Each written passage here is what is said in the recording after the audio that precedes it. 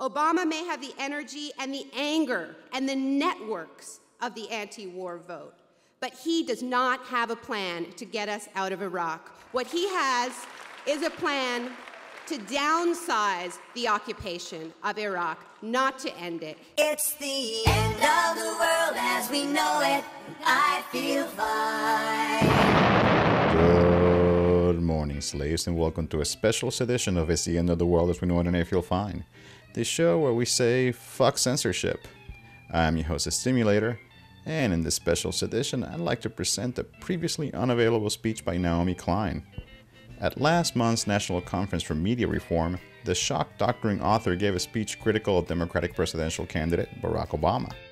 The conference was sponsored by Free Press, and when I went looking for the video on their website, it was not there. SubMedia contacted Free Press to ask why Klein's speech could not be found online, and the person explained that Free Press is a non-profit organization and that I should refer to their disclaimer on their website, which reads, "Despite our best efforts, we feel that some of our speakers encroach on electoral space during their remarks at the National Conference for Media Reform. It is not in our interest to disseminate these recordings." Well, it is in my interest, and that of my viewers, to disseminate this recording. Okie dokie? So, without further delay, I bring you Naomi Klein at the National Conference for Media Reform, recorded on June 7th, 2008. Kick it old school, Naomi. Thank you. Thank you, Liz. It's wonderful to be here. And it is an incredible day, evening for this gathering to be taking place. I'm not endorsing any political candidate, but as you no doubt heard between panels today, Hillary Clinton officially withdrew from the race for Democratic Party nominee and endorsed Barack Obama. She endorsed Barack Obama. Now, whatever you think of Obama or the Democratic Party, and I say this quite seriously that I am not endorsing anyone, and I'm Canadian, this has to be recognized as at least a partial victory for the forces gathered here tonight.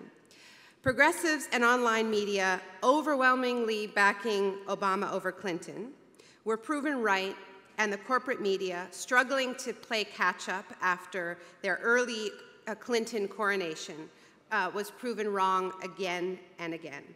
Now, what happened officially today is that the candidate of the establishment lost, and in the process, the grassroots in this country, particularly the media grassroots, grew and grew. Now, Obama's victory has been powered, as you know, by very real rage at the invasion and occupation of Iraq, at the abandonment of New Orleans, at US unilateralism on the world stage, at the inequalities created by a 30-year campaign to dismantle the New Deal. This movement that has grown has stunned the clueless mainstream press, and it has proven how much further left American voters are than the so-called political pundits who are about as good, it would seem, as reading the American mind as predicting the outcome of the disastrous invasion of Iraq. Now, the invasion of Iraq, I would argue, and I think many of you agree, and this really is the political significance of today's moment, is that Iraq was the decisive issue in the campaign. It was the one that voters returned to again and again. Clinton supported the war, Obama did not, and that matters. At long last,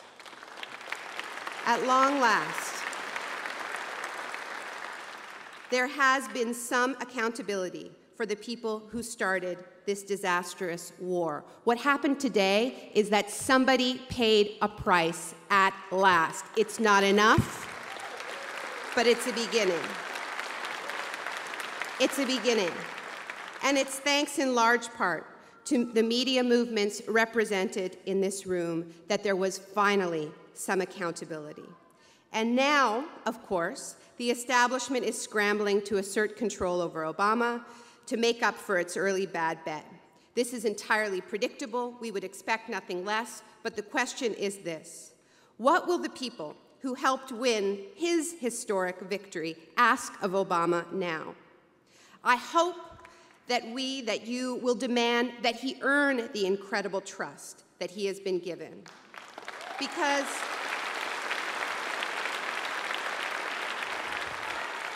the hard truth is this: Obama may have the energy and the anger and the networks of the anti-war vote, but he does not have a plan to get us out of Iraq. What he has is a plan to downsize the occupation of Iraq, not to end it. He talks about keeping the green zone intact and calls that ending the war. Let me tell you, you cannot keep the green zone, which is the symbol of the foreign occupation of Iraq, without a massive troop presence that includes the military contractors like Blackwater as well.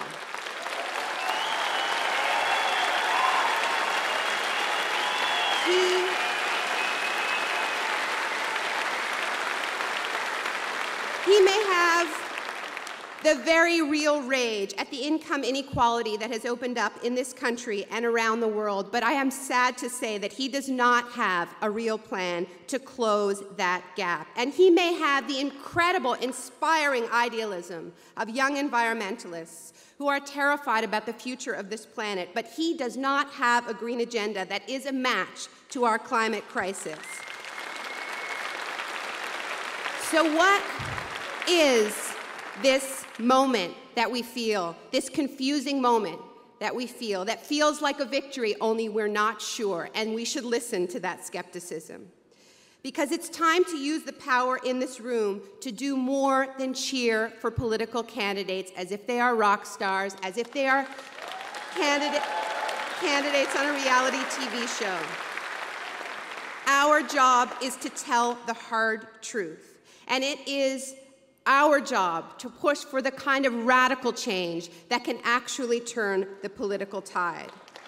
We are in times of global crises. You don't need to tell me this, of serial crises, of crises layering on top of each other: oil crises, food crises, housing crises, military and monetary crises. It is a time in this country when millions are turning to food stamps, are facing eviction from their homes, returning maimed from war. It's worth remembering that America has faced moments like this before, and those moments have produced some of the most important progressive victories in the history of this country. Now, I want to bring our minds back to another moment of profound crisis after the market crash of 1929. That was the moment that created the New Deal. Now, it didn't happen because FDR was a great guy. It happened because people in this country were so radicalized, were so determined, were so organized, that he was able to sell the New Deal to the elites as a compromise, because the alternative was revolution.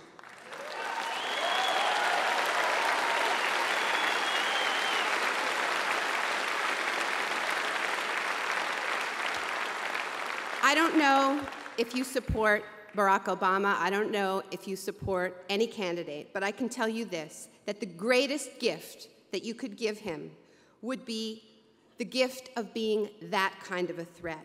The gift that he could be able to say to the Wall Street players that have funded his campaign, look, I've got no choice. They're crazy out there. I've got to get us out of Iraq. I've got to protect Americans from foreclosure. I've got to create a Green New Deal, because the credibility of the entire system is on the line. It's worth remembering the very special and important dynamics that created that process. The progressives of the 1930s drew energy from two key sources.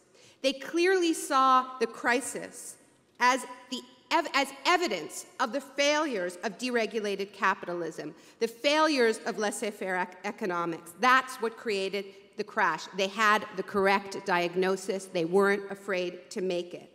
They also had their unshakable conviction in their own ideas, their own alternatives.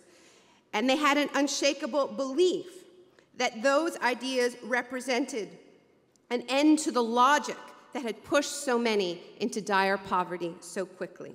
They declared an end to laissez-faire capitalism. Laissez-faire means let it be. We might call it stuff happens today. They wanted an activist government, one not afraid to do, to build, to plan, full employment. They did it through mass union drives, consumer organization, organizing students. They had this crazy idea. Their idea was that since Wall Street financiers had created the crisis, that de facto disqualified them from solving it.